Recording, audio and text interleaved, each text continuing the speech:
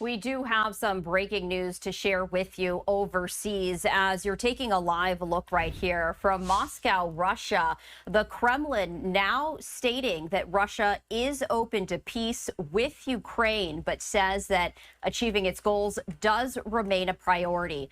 A spokesman with the Kremlin is stating this earlier today, just days after President Trump gave Moscow a 50-day deadline to agree to a ceasefire or face tougher sanctions.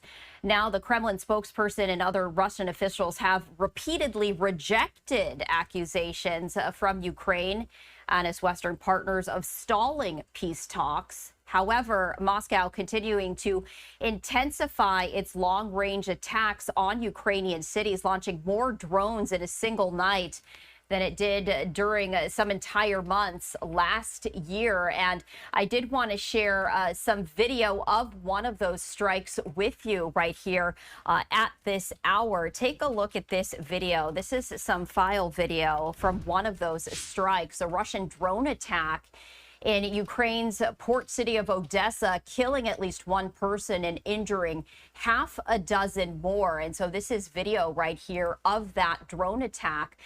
Footage from Ukraine's state emergency service showing a residential block on fire and people being evacuated. So this latest strike coming yesterday as Russia has been escalating its aerial campaign against civilian areas.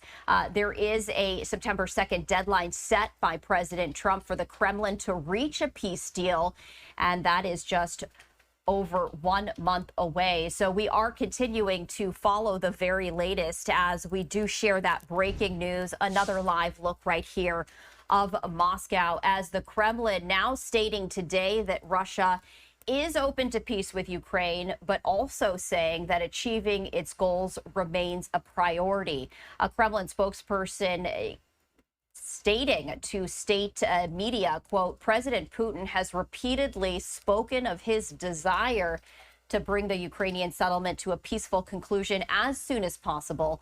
This is a long process. It requires effort, and it is not easy. The main thing for us is to achieve our goals. Our goals are clear. The Kremlin has insisted that any peace deal should see Ukraine withdraw from the 4 regions that Russia illegally annexed in September of 2022, but never fully captured. And it also wants Ukraine to renounce its bid to join NATO and accept strict limits on its armed forces.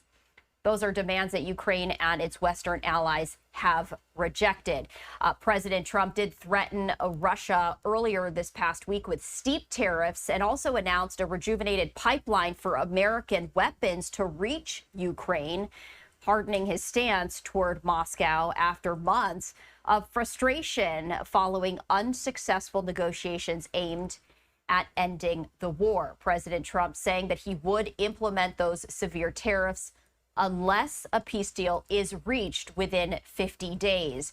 And in addition to that, President Trump said European allies would buy billions and billions of dollars of U.S. military equipment to be transferred to Ukraine, replenishing the country's supplies of weapons. And so now Russia has responded to that, stating just today that Russia is open to peace with Ukraine, but achieving its goals remain a priority.